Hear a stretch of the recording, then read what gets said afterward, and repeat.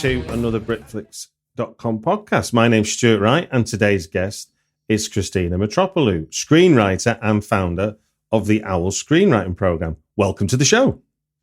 It's wonderful to be here. Thank you for the invitation, Stuart. Cards on the table, listener. I was a participant on the first OWL program last year, and I really wanted to invite Christina on to talk about the program because applications are now open for the second year.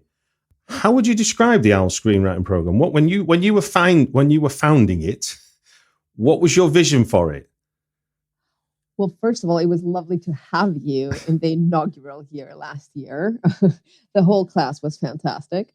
What happened was this. I had been dreaming of launching a script development workshop in Athens for many years, actually, because I, as a screenwriter, I had been writing for Greek television and films for a number of years. And then at some point, I started writing for the international market.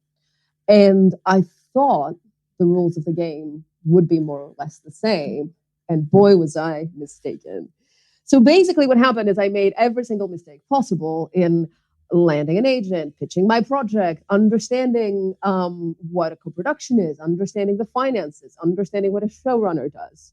So I'm also a mom, and being a mother and a nurturing person, I wanted to create a workshop where screenwriters could save themselves the trouble of learning the wrong way, all the faux pas we could make.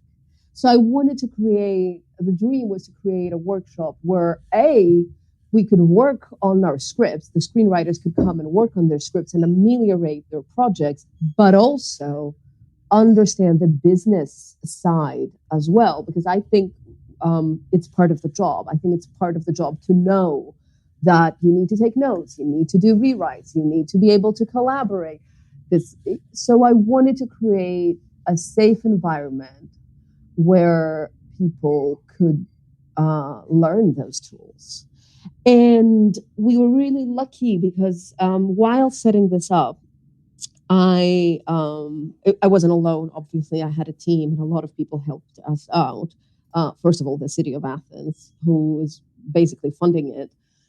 But the main goal and where we lucked out is we managed to convince mentors to come to Greece and not just do a panel or do a masterclass, but actually sit down and read the scripts and give one-to-one notes to the writers. I'm very curious to hear your experience there, because in real life, what happens is you write and then you go pitch and then you start getting notes, and it never starts fun. It usually starts ugly. So I wanted to create an environment where you can mock pitch it by sending it to someone like Dan McRae from Studio Canal, or Brendan Fitzgerald from who's the SVP of Sony Pictures in Europe, and get feedback from people like that who are professional working people before you actually officially submit it to someone. So I wanted to create that opportunity and that hub for writers. Indeed. And as someone that went through that on the inaugural one, it was invaluable, if I'm honest with you. Because on the one hand, like you say, you're getting that expert from the coalface advice and response at the point before the script gets to go out to the people like them out in the industry, full stop. So you're getting a kind of like belt and braces approach to your script development, but also the simple, the sort of variety of people that I was able to have one-to-ones with. So for me, I had Kristen Bennett from Lear Pictures, Bradley Cooper's company.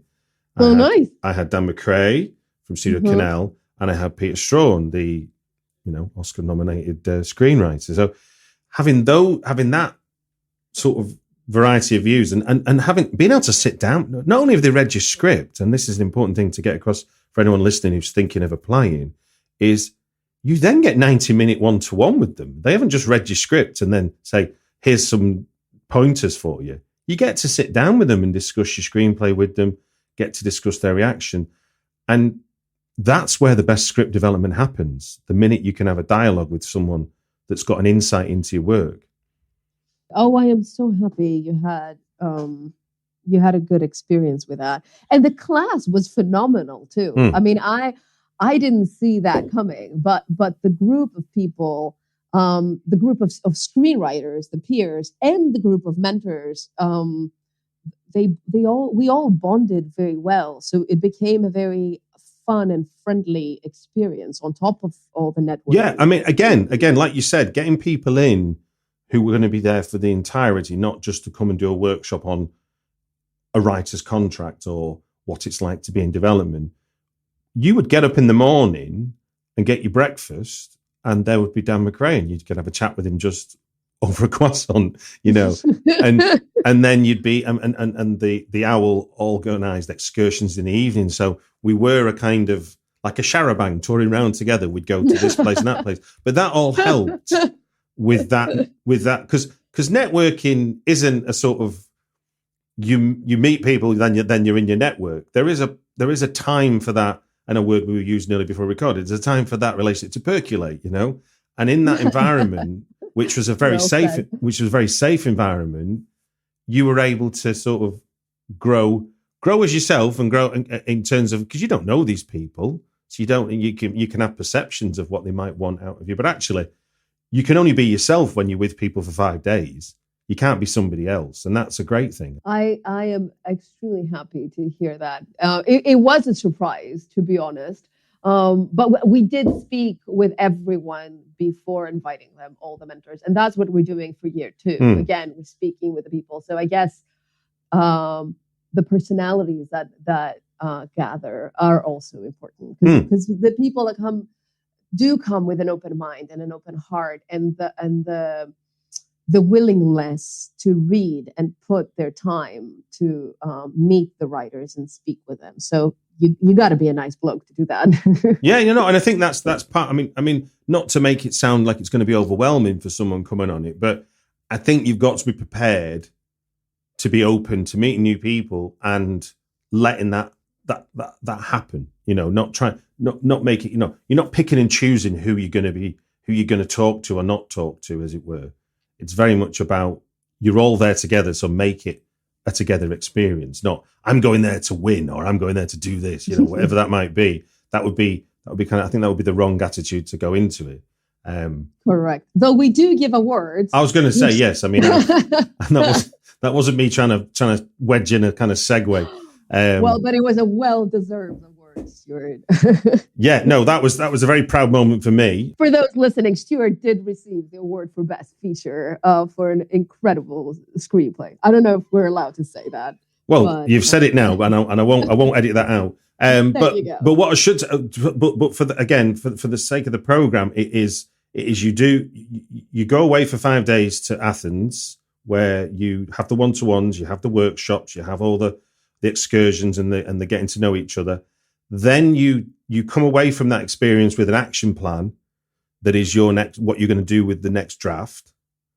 You then write the next draft, and if I'm remembering rightly, is that submitted in the new year?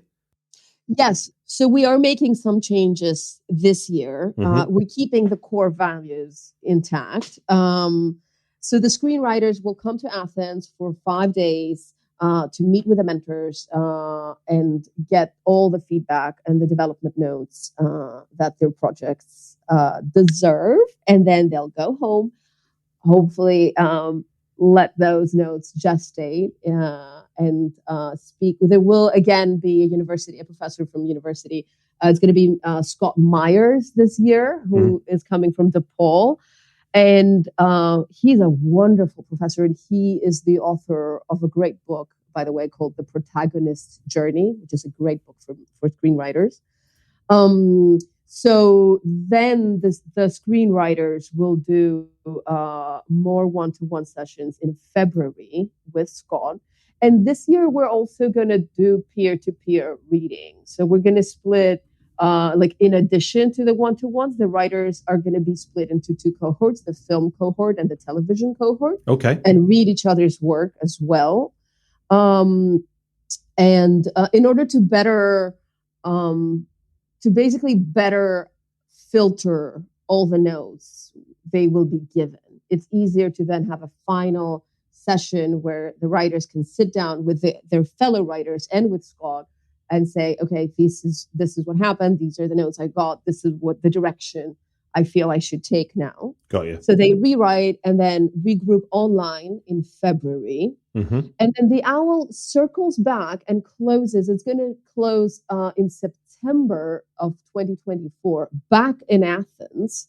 And what we're going to do is we're going to expand the OWL, and we're launching, and we're starting from this year, we're launching the OWL Industry Days, which is going to be a 2-day event. It's a side activity, and all the writers are welcome to participate, where we're bringing 20 extra people from Europe. And these are going to be people from ZDF, from Constantine Productions, from like BBC. I mean, we're reaching out to a lot of people. These are business people. So it's going to be a very industry specific event where by 2024, all the writers will get to pitch their projects in front of international producers. Fantastic.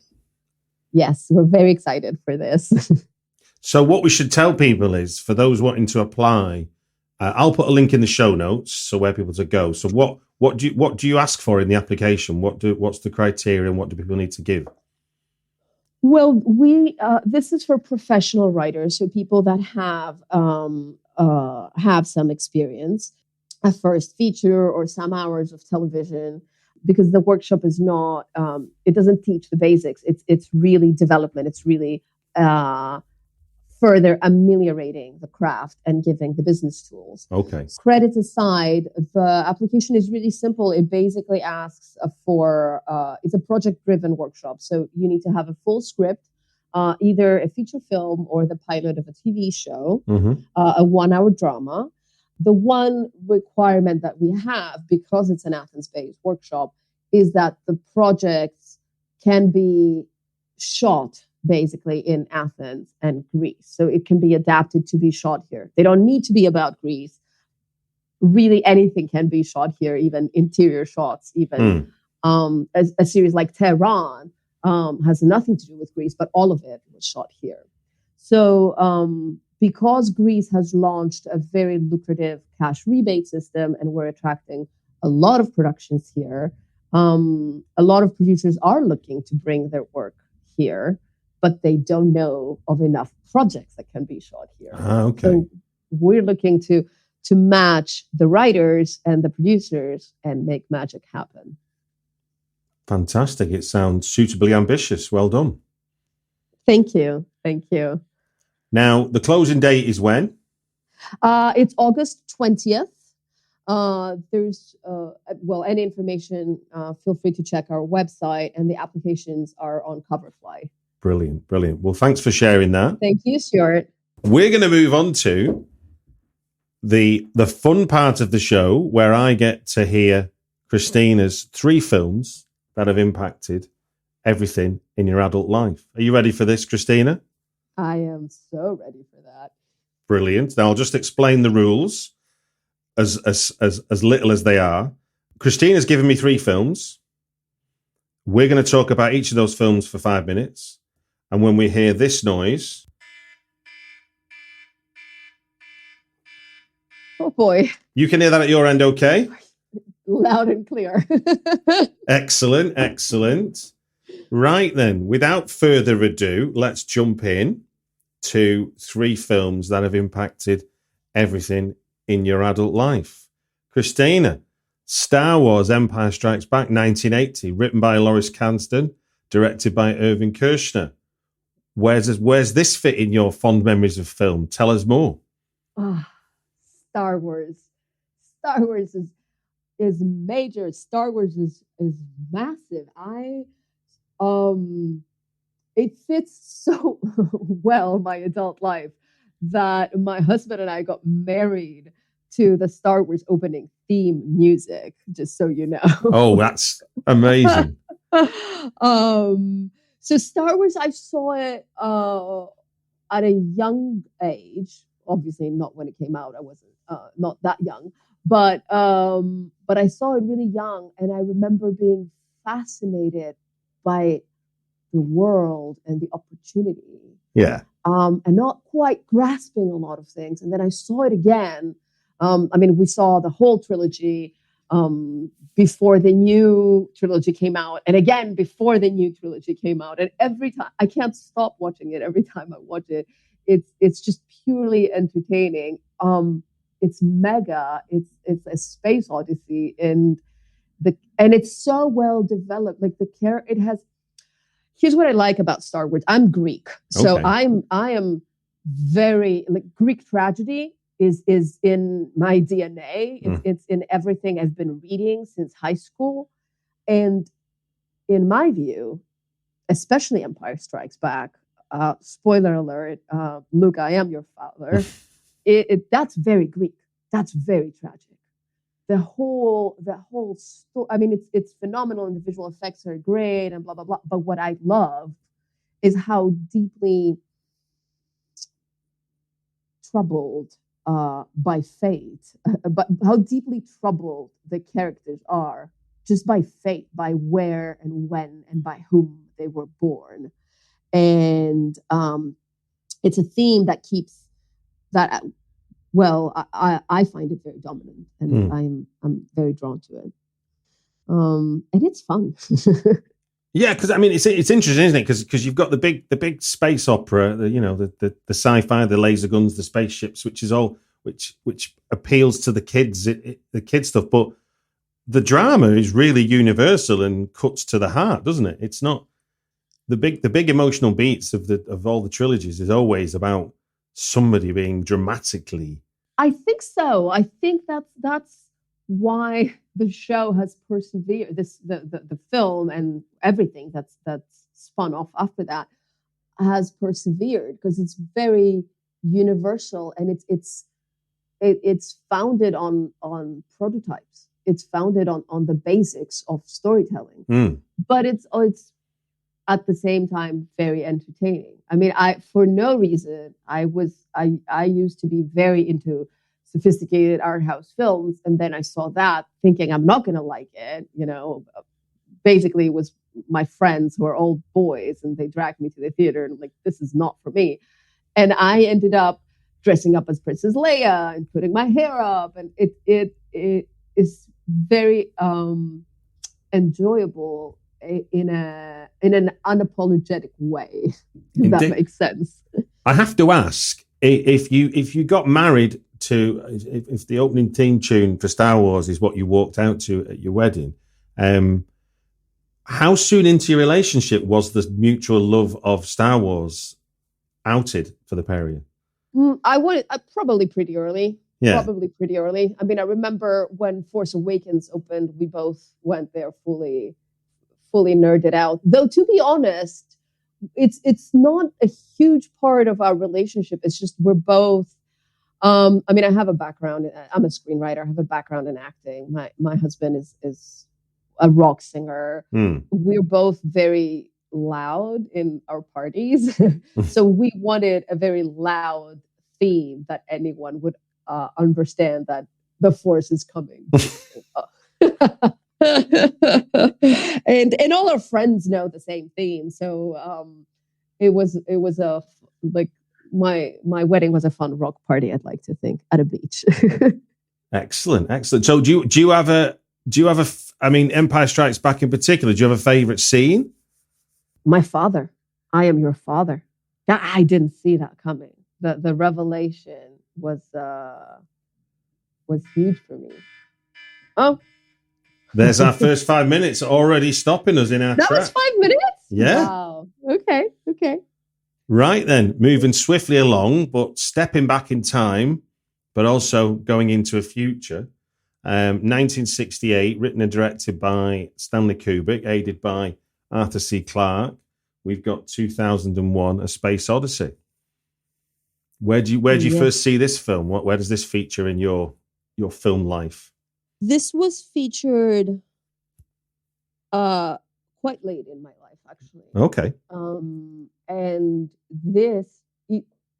despite the fact that those two films are both space related, this film, I've found it deeply troubling, deeply philosophical, deeply analytical. And the reason why I feel it has impacted my adult life is that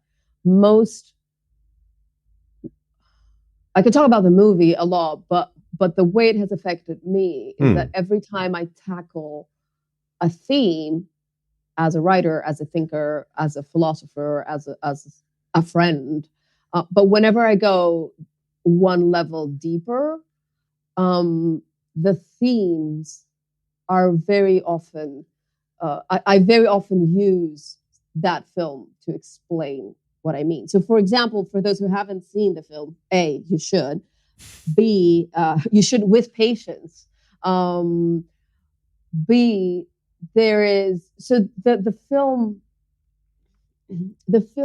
does a journey in space, but also through time. It starts with monkeys and the beginning of evolution until what's the English word for that? Like a pyramid shape, monolithos. The Greek word is monolithos. Oh, monolith. The monolith. A monolith. Oh, monolith. There you go. So until the monolith shows up, the monkey grabs it, tosses it in the air, and it lands back as a unit control. And that monolith is a recurring theme, and in a way, it's all the time jumps of human evolution. And that monolith, to me, is the leap of faith that we as humans need, and that big jump. So technology is the monolith. AI is the current day monolith. Yeah. Nuclear weapons are the monolith. So that's what I mean when I say that every time we have those deep discussions, or I read novels, or I keep going back to that bloody monolith. It's also surprisingly modern for the time that Kubrick made it. It's a very quiet film, and I love long, quiet films that just let you get lured into their essence, and the music is phenomenal, and the quietness. There's a whole sequence in space. No, Dave. There's a whole sequence in space where an astronaut has to perform some tasks, and the computer gets, and this is in the 60s, so it's really impressive that this was done back then. So the computer starts having a conscience, and the computer starts a revolution, almost a quiet revolution, with a repetitive, no, Dave, no, Dave, no, Dave. Quite terrifying as well at that point. It's very claustrophobic and terrifying, but not necessarily a pessimistic film. On the contrary, I'd say. I mean, in some ways, it's like for me, 2001 is that constant nagging thing of like, why are we here? What are we here for? And then sometimes the horrible realization that it's meaningless, but actually our own lives are meaningful, even though in the grand scheme of things, no one's life is that meaningful, but it is to you. And that's all it can ever be. That is beautifully said. Do you like the film? Very much so, yeah. Yeah, because of what you were saying, it doesn't say all that on the nose that I've just said to you, and it doesn't say on the nose everything you've said so far, but what it does is it prompts you to think. Oh, there goes the bell. The film prompts you to think about yourself, yet at the same time you're watching this kind of existential journey through time.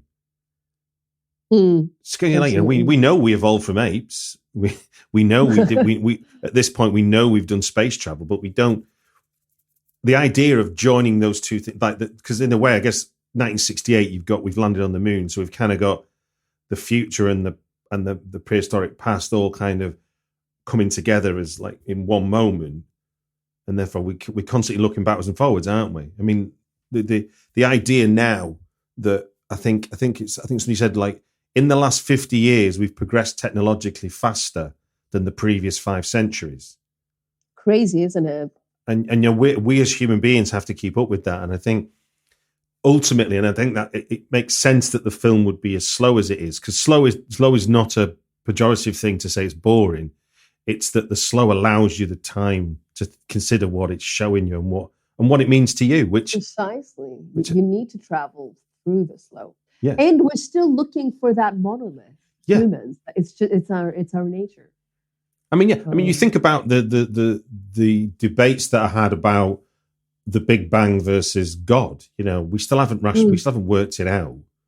We can believe in what we want, but no one can present us with a black and white proof of anything. So therefore, it's still up for debate. Some things, exactly. But ultimately, the thing that you kind of have to focus on the fact that you make your life, nobody else. Which is kind of a tough thing to. That's hugely accountable to yourself, isn't it? But like I say, at the same time, our lives are meaningless to most other people. It's not to the world, you know, if the world in a macro sense, not in the grand scale of the universe. Yeah, I'm not saying you're meaningless or I'm meaningless. I'm saying that. No, I understand. Oh, yeah. In the grand scheme of things, we are. But ultimately, to get real meaning out of life, you have. It's what you put in, not what you take out. I think. I mean, I may be escaping from the film here a bit and just getting a bit of angst. But that's what the film does. I think. I think it's a great choice to film. Now, your third choice is one I'm completely unfamiliar with, so I'm in your hands now. Oh, okay. To learn a bit more. We're talking about 1995's Underground, written and directed by, I think it's Amir Kusturica. Kusturica. Okay. I don't know how to pronounce it in his language. We call it Kusturica. Amir Kusturica, Underground. So this is the opposite of the former 2 films. This is a very Balkan, surreal film filled with music and dancing and crazy people doing crazy things. So it's but it's deeply political and social at the same time.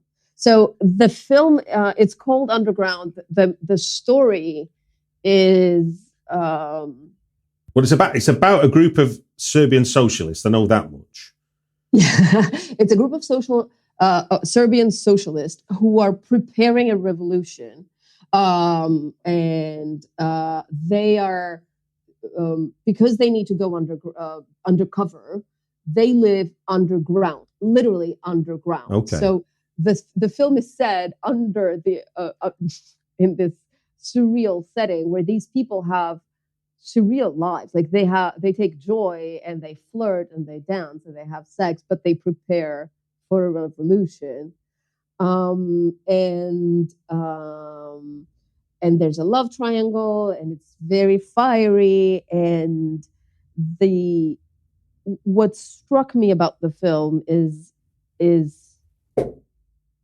the ease and audacity that the filmmaker uses in the music and the joie de vivre that the film has. Okay. And it's a 3. I mean, it's I think again it's an almost 3-hour film, and you're underground with these people, and they want to go up for the longest time possible. And finally, the last 10 minutes of the film is where all the magic and all the dancing and the weirdness comes to it comes down to.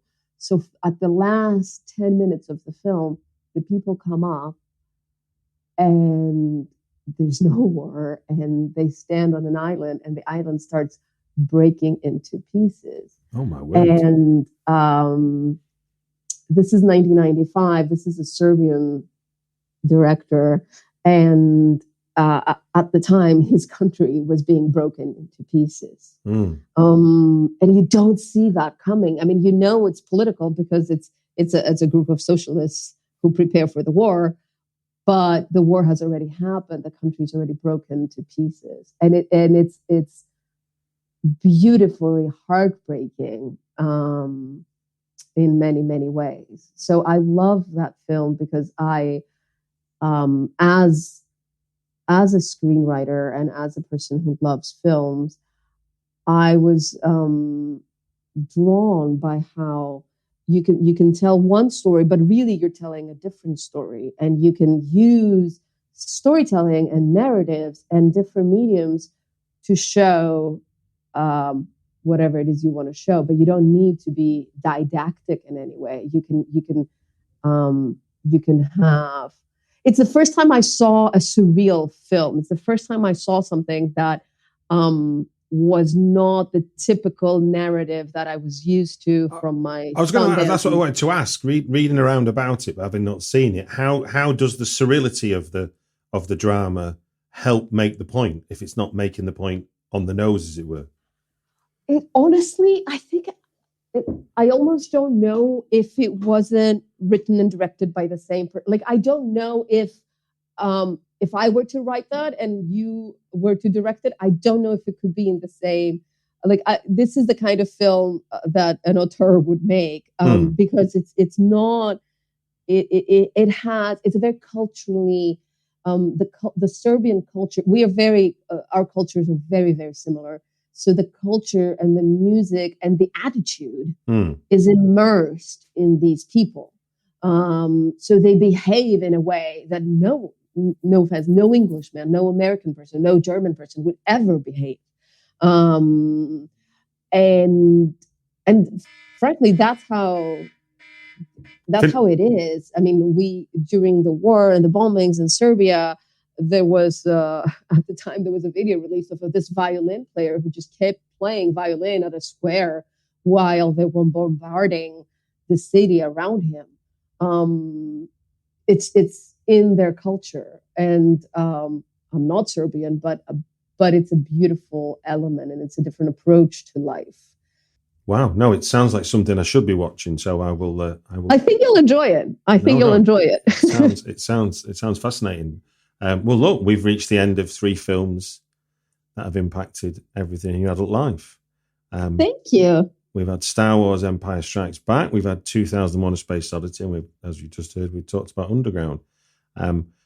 Christina also talked about her work with the OWL screenwriting program. I will put a link in the show notes as to how you can find out more and apply for that.